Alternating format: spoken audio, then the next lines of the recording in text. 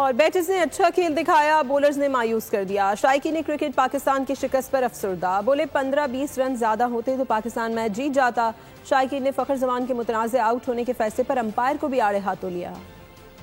Batting माशाल्लाह बहुत अच्छी की है, बॉलिंग ने भी यार देखो शुरू में मायूस किया, बिल्कुल किया।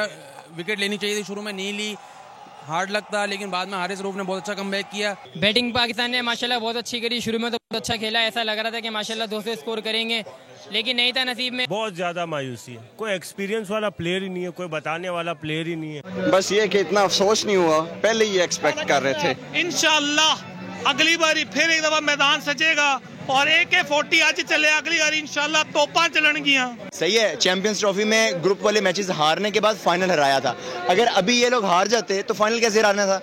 मुझे इतनी उम्मीद थी कि पाकिस्तान जीतेगा, हमारे बैट्समैनों ने इतना अच्छा काम किया था, इतनी अच्छी कारकर्दगी दिखाई थी, लेकिन बॉलरों ने ऐसा लगता है कि तश्त पर रख के बिल्कुल जो है मैच उनको इंडिया के हवाले कर दिया। मैच के हवाले से मैं ये कहूँगा कि हमारी बैटिंग लाइन जो है वो बहुत अच्छी रही और उन्होंने एक अच्छा स्कोर किया था, और अगर यही स्कोर जो है 10-20 रन और बढ़ जाते तो बहुत अच्छा होता। ये मैच था, कोई जंग थोड़ी थी कि हम जीते, तो एक मैच अगर इंडिया जीते तो कोई मसला नहीं है, असल चीज होती है जंग की। बहुत सी डिसअपॉइंटमेंट्स हुई हैं, लेकिन होपफुली कि एशिया कप हम जो है ना जीत जाएंगे।